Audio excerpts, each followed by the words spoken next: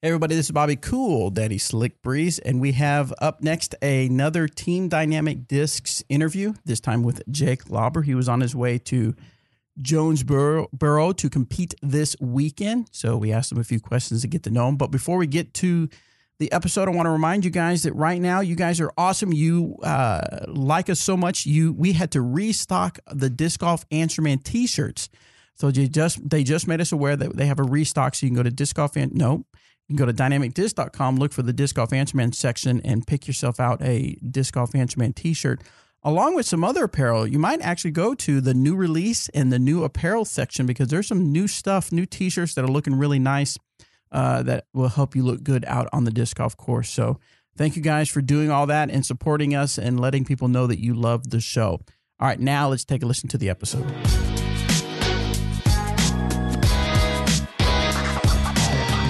All right, how you doing, Jake Lauber? Oh, I'm doing pretty good. Now, as I understand it, you're actually driving on your way to Jonesboro Open. Is that correct? Correct. How long of a drive is it for you? About 9.5 hours. Oh, wow. So that's just right on the cusp of being almost too far. Yeah, it's one of the closer Pro Tour events, so I wanted to hit it up. Absolutely. So let's see. So you'll get there. What time are you going to get there? Sometime today?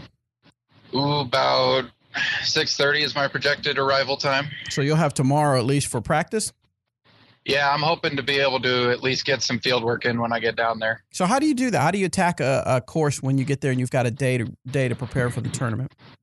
Well, for the last week, I've been watching all the pre-recorded rounds from last year. So I kind of have some ideas going into the course, but once I get there, I'll just play the holes and throw a couple shots on each hole and see what works for me. Gotcha. Now, you just got off your win from. Did you play? You didn't play anything else. You played the Monkey Island Open. You won that, so congrats on that. But had you played anything since then till now? I have not. Oh, okay. So, I had one scheduled for last Sunday over in Iowa City, but it ended up being like 32 degrees and super nasty outside, so I decided against it. In my books, that was a smart decision for sure. Yeah. Yeah, I don't play very well when I'm bundled up. So. Yeah, me neither. So your home state right now is Iowa. Is that where you were born and raised? Yep. Born and raised in Ames, Iowa. Ames, Iowa. So you lived there your whole life, huh? Yep. What's the course out there you find yourself playing a lot?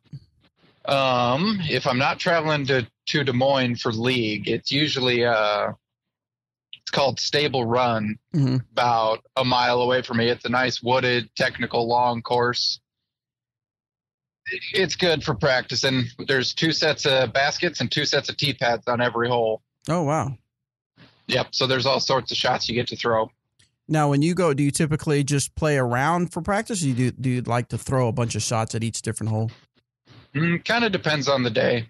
Usually what we do is we'll play 9 holes of some sort, and then we'll tackle on any field work that we want to do, like work on certain shots, and then we'll go back to my house and we'll putt for an hour or so. Nice. Now, I see on here at PDGA you've been a member since 2010, but kind of to kind of get everybody to get to know you a little bit better, tell us your story about how you discovered disc golf. Well, I played Ultimate Frisbee for a long time. And then one time a buddy was like, hey, you want to come play disc golf? I'm like, well, what is it? And they're like, well, you throw a disc at a target. I'm like, I'm already good at that, so sure, how hard could it be? He gave me a gator and a T-bird, and I got really frustrated that I couldn't make it work. So I went out and ended up, I think for the first year, when I was pretty much playing any time I got. Yeah. I think during the summer when I didn't have school, I was playing upwards of 8 to 9 rounds a day. Oh, my something gosh. like that.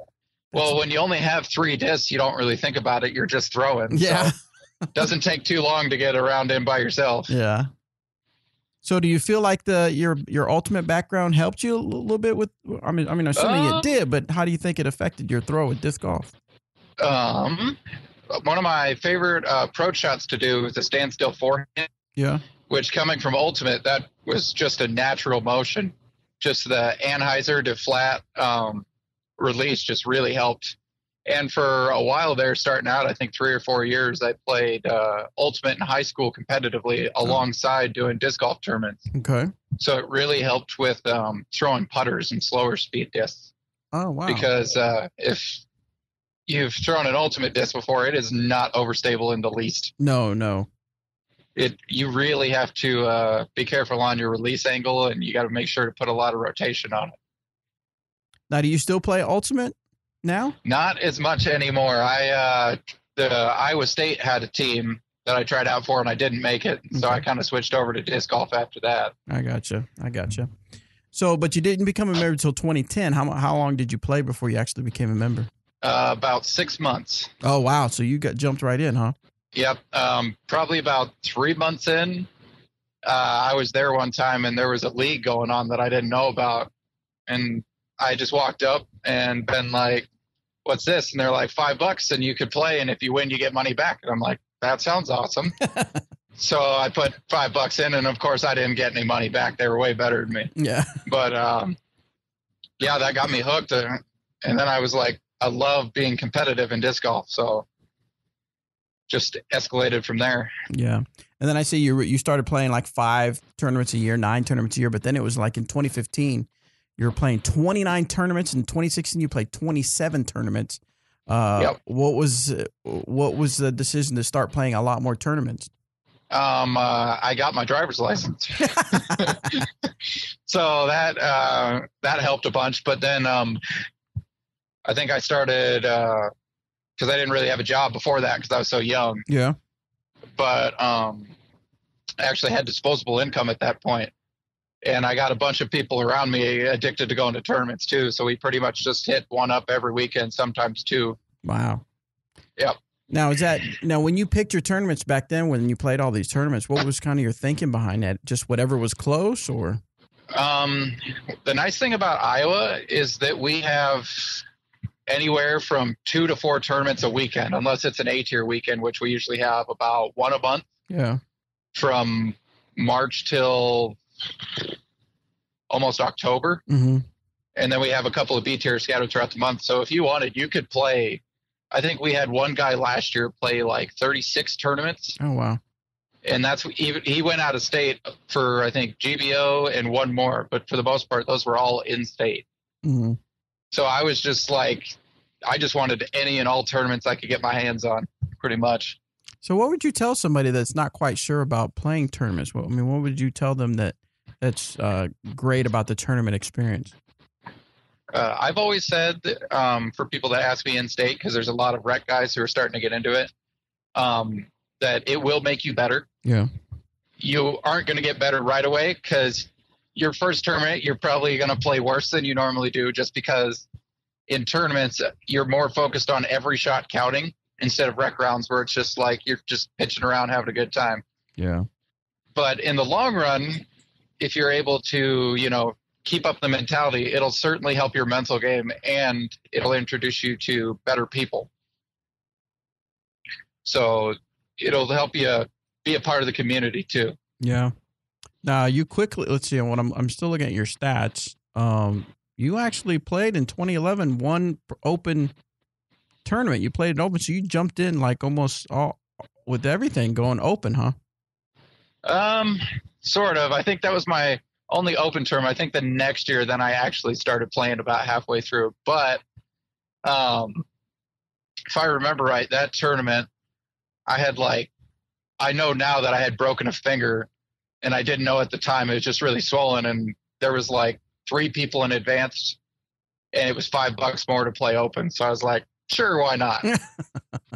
And that was a terrible decision. I ended up it was a complete mistake to even play that day, but it was a really eye-opening because the guys I played with, because I ended up playing with, I think, one of the top finishing guys the first round. And I was like, wow, okay, so that's what a pro looks like. Yeah. I got some work to do. Yeah. Did you break your finger? Did you break your finger playing disc golf, or you just? That was still along the time of when I played Ultimate. Ultimate, okay. So I had gone up, and I thought I just jammed it really bad. I got you. But I ended up having I jammed it so bad that I we're not actually sure. I think I fractured it because we never went in. We just assumed it was jammed. Yeah. But looking at it now, you can tell it definitely broke and healed wrong. Oh, well, great. So in that's where you said, oh, wow, I see how pros really play. What were some of the things that did stick out to you that you thought I really need to work on to elevate my game? Well, for one, they could throw forehand and backhand because at that time I had a backhand, but it really wasn't something that I would bust out. Yeah. Unless I really had to throw a shot left. But that, and they would always throw slower speed discs, and they seemed to throw way farther with their mids and putters than I was with my fairways and drivers. Yeah. So it sounded like kind of the same thing that we see a lot on Disc Golf Fantasy Where we have a lot of people that are throwing those high-speed drivers and then not realizing that, that's not what it takes to get the distance. Yeah. Yeah, one of the best things I got told, one of the top guys there came up to me and he's like, I've heard you're up and coming and you're going to be pretty good someday, but you're not going to like this, but you got to get away from your drivers for a little while and learn how to throw putters. And wow. It took me a little while, but at first it was really frustrating because I didn't get as much distance and, it didn't look as pretty when I threw it. And I had a way harder time scoring like I wanted, but now that I am where I am, that's the number one thing I recommend to people if they want to not only throw farther, but just get better in general. Yeah. What are some other things that you learned along the way that you wish you would have learned much faster? Man, let's see. Play to your strengths. Okay. So I'm a forehand dominant player for sure. Yeah. So if there's any situation where I feel more comfortable throwing forehand, I'm going to throw it. Because then I'm more confident that I can put it closer and therefore, throw a better shot. Right. That and put in more time putting. Way more time putting. That is one of the biggest things that got me better was working on my inside the circle putts. Okay. Now, why is it that you are a predominant forehand thrower? Was that's just what felt natural to you, or? Yeah, that's what I started with, and how I learned it. I kind of did the opposite of ultimate, which is, nice long turnover shots that come back at the end. The guys I played with threw hyzer shots all the time, and whenever I would turn one over and try to cheat and get extra distance with an overstable disc, they're like, no, that's bad habit. You don't do that. Otherwise, you're going to struggle later on when you want to get better. Yeah. So I kind of got lucky that the guys in my league kind of took me under their wing and really made sure I learned the basics first thing. So just go ahead. Yeah, and I could throw farther forehand too, starting out. So I was kind of in the mindset of why would I ever throw backhand? Yeah, I can throw farther this way. So your disc selection when you're picking out discs, your mindset is different than a backhand guy. Tell us what do you look for in a disc? It kind of depends. I mean, my bag's pretty set up right now. I'm having a hard time with all the prototypes coming out these days to really find one that could kick something out of my bag, but. Yeah. For me, I more of look at it anymore as what shot is this going to fill? So I have a good backhand now, but usually when I test them out, it's like I'll throw it backhand. It's like, ooh, that I like the way that flies that way, but I also test it forehand just to see, okay, if I do have to throw this disc forehand, what's it going to fly like? But for the most part, for forehand, I'm looking for stilettos, triple X's, justice.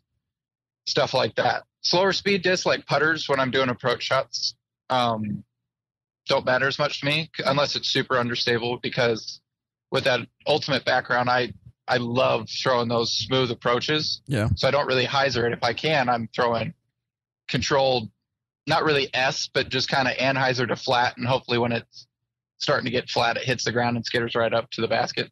I got you. But now, if anybody sees you in video, and they can see you now on the 2018 Monkey Island Open lead card footage, I would assume you've heard it before that you have a very unique stance or a run-up, not even really a run-up, but a way you approach your forehand drive. Yeah, I hear that a little bit. A little bit. Yeah, usually the first couple reactions I get are, your form's weird, and then, wow, you threw that really far. Yeah. So how did that come about? Well, and maybe I should explain it to maybe we should explain to people that haven't seen it quite yet. But you almost go into like a really tight. You put, you got your feet down, obviously, and you're turned sideways on the tee pad, and then you kind of crunch down really low, and then you put your arm way back behind you, and then you go into your throw. So tell us how that came about. So when I was first starting, the guys that taught me were like, okay, to get a nice shot, you have to lean into your form, backhand and forehand. So it's like you really got to, just drive through the shot. Yeah. And that was really hard for me forehand to do without leaning backwards. So what I did at the end of the form was just really try to throw it low, which would be a nice flat shot. Yeah. And then I figured, well, if I was struggling to get to the low part, what if I just started low? It's like, if I started low, then it would be easy for me to stay low because I was already down there. Yeah. Huh. And it just and I just worked on it from there. It's like the only unique part of the form is the beginning. And then once I start actually pulling the disc through, it's just like every other forehand. I gotcha. Okay. Now, if someone would ask you, hey, Jake, teach me how to forehand, would you teach them the way you do it, or? No, absolutely not. I mean, but for the most part, all I tell people is like it's really keeping your elbow close to your side when you're pulling through, mm-hmm. and then finishing with your palm flat. Okay. To get a nice release. But no, I wouldn't be like, yeah, you should squat down before you throw. And then, no, I don't even know how I teach that. That'd be hard. I wonder now. I just thought of this. I wonder if Team Dynamic Discs has, because we have two people that have very unique forms. We got you, and then we've got Eric Oakley. That people are just like, man, how does that form even work? Yeah. I don't remember what commentary it was, but I think it was a Central Coast one from Worlds. Uh-huh. But they called my forehand the Eric Oakley of forehand. That would make sense. Yeah, which I barely knew Eric at that point in time or had seen him play, but I just knew his backhand was unique. Yeah. But really effective still. Oh, yeah. So it's kind of like, oh, that's a nice compliment. Yeah, there you go. And I was like, he's over 1,000 rated. I'll take that. Do you ever get people that try to change your form? And how do you react to that? Not really. No. Because usually they'll usually make a couple jokes here and there, like, oh, your run up's kind of weird, but it's when I'm warming up, But once we get out to the course and they see how accurate I am and how smooth it comes out, they're just kind of like, okay, if it works for you, I guess that works. Yeah. Yeah. Cool. Now, I know, I believe I'm correct in saying that you work at the Iowa is it Iowa Bike World or Iowa Bike Shop? It's a Bike World. Okay. I kind of help with the disc selection there. I don't as much now as I do because I used to work at Hy-Vee, which is a grocery store chain in the Midwest. And now I'm doing auto glass. So I'm repairing windshields and putting new windshields in and all that stuff. Oh, I got you. So you help. You helped with now, did you ever help people when they shopped in the bike shop whenever you worked there? I did. So when I'm in, and we have a really nice Iowa State has a disc golf club, and they like to hang out in there too. So it's really helpful. Whenever we're in there, if someone is looking around, we usually ask like, "Hey, you looking for anything?" And yeah. With us, we really try to make sure they're not just, buying a Destroyer because it's a 12-speed or buying it a Felon because they're like, oh, this pro threw it. Right. We usually go, what shot are you trying to fill? And then we go, what are you throwing now? Yeah. Because we really want them to enjoy the disc they buy. And what's nice about us being a buyback retailer is we can be like, hey, you're throwing a T-Bird. You should try this Explorer. And if you don't like the Explorer, you can come back and you can get that T-Bird if you really want it. Yeah. Yeah. Do you get a lot of people that come in that really don't understand what they should be throwing? It kind of depends because when the school's in session, then we get a lot more of the beginners. Yeah. And the people who are just like, oh, this disc looks cool, let's buy it. which we love getting those guys too, because Sure. that makes it so the shop's busy. But in the beginning, we got less or more of that kind of people. But now that we've established ourselves as the place to go for accurate disc suggestions and overall just you can go and ask us how to get better. Yeah. We're getting a lot more people that are trying to get better actively and be more excited about tournaments coming up and all that sort of thing. Oh, that's cool. That's great. Yeah, we kind of built a little community in the city. It was awesome. Do you ever get bikers that come in that start asking about disc golf? Surprisingly, not as much as you think, but Okay. it's starting to be one or two every once in a while. Yeah. They're really similar communities, just because they're both kind of niche sports. Yeah. But it's really funny to hear just the comparisons. Like people like talk about races and trails the same way we'll talk about courses. Yeah. So it's just really funny, and they show interest. They're like, because you've met Leanne, Right. who's my mom, but Yeah. she every year, because she was in charge of Ragbri, which is the huge bike ride that's a week long. It goes across the entire state the last week of July. Okay. And in every little update email, because she runs the charter, she's always talking about like, oh, this is what my kid's doing in disc golf. He's down in Kansas right now, or he's over here doing this. And That's awesome. so I get people coming in the shop all the time, be like, your mom told me about this. And it's really cool to see people from all over talking to me about that. That's pretty cool. Now, does your bike shop do anything with the Dirty Kansas that happens up here in Emporia? No, they Okay. don't. Okay. We get people from Ames that go down, but we don't do any ride support or go down or anything like I that. gotcha. Okay. I was just curious. Yeah. Yep.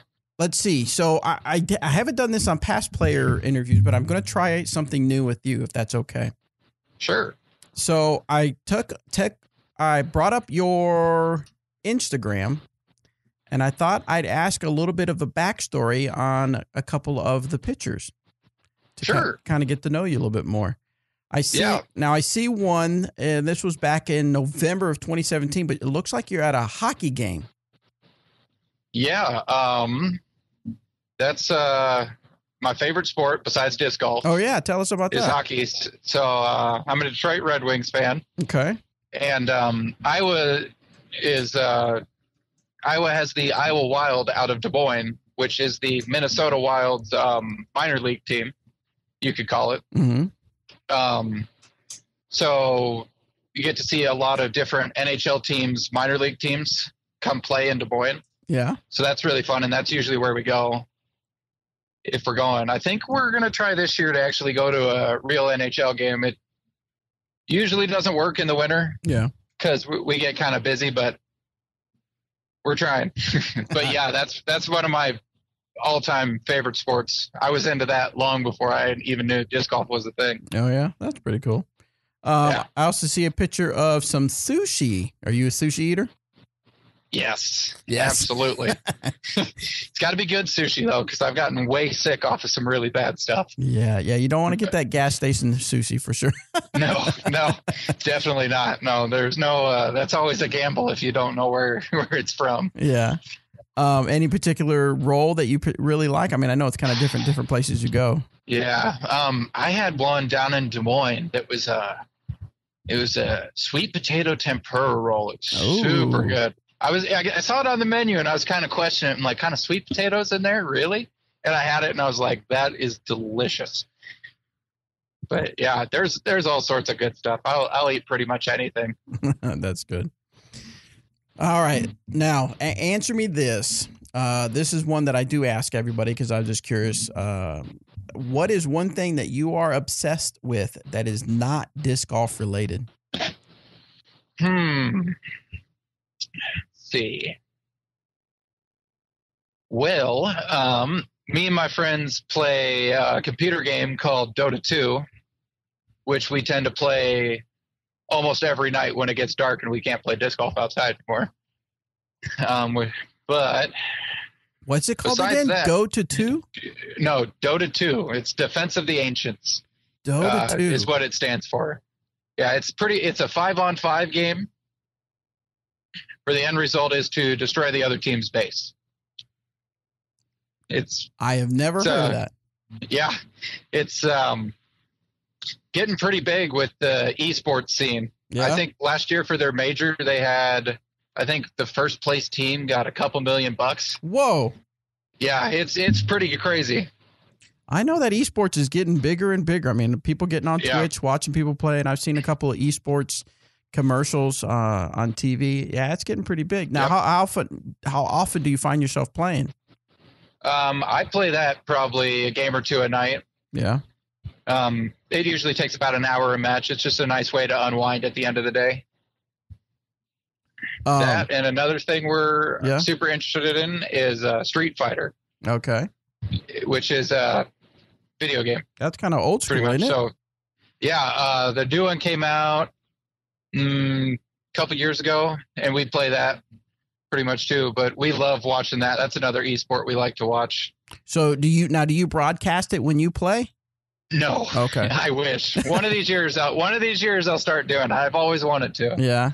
But it seemed like something that'd be kind of fun to do. Yeah, but you do watch it. You like sometimes you won't be playing it. You'll just watch other people play it.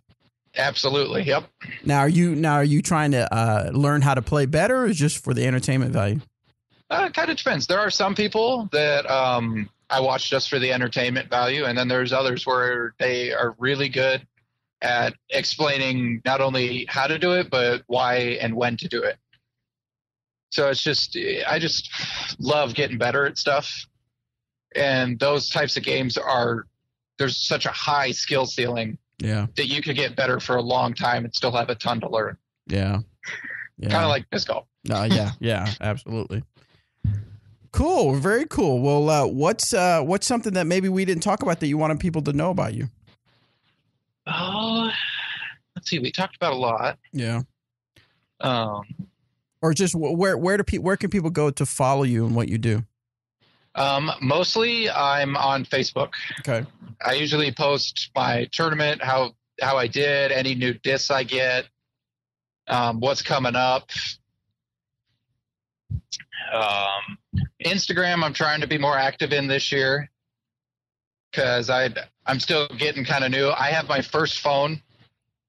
I got it this year for my new job. Oh, okay. So I'm still getting into all the like Instagram and Snapchat and all that. I gotcha. Well, I'll put links out here in the description of this episode so people can follow you if they'd like to. What's something that you'd like a question that you'd like to ask our audience? It can be anything about anything. Anything about anything. Let's see. If there was a way to make the tournament scene in general better, what would you do to change it? What would you do? All right, I'm typing it down. Awesome. All right, we'll see what people have to say. I'll post it on the Facebook Answerman group and see what people, Disc Golf Answerman Facebook group, and see what people have to say about it. Perfect. All right, Jake. Well, thanks again for taking the time to allow us to learn a little bit more about you. I definitely wish you luck at the Jonesboro Open, and hopefully you get there in time to get some good rest and be able to practice tomorrow. Perfect. Yeah. All right. Take care, Jake. Hey guys, thank you so much for listening to this episode. If you do me a huge favor, head out to iTunes or even on Stitcher and go rate and review our show. It would really help us out. Thank you so much.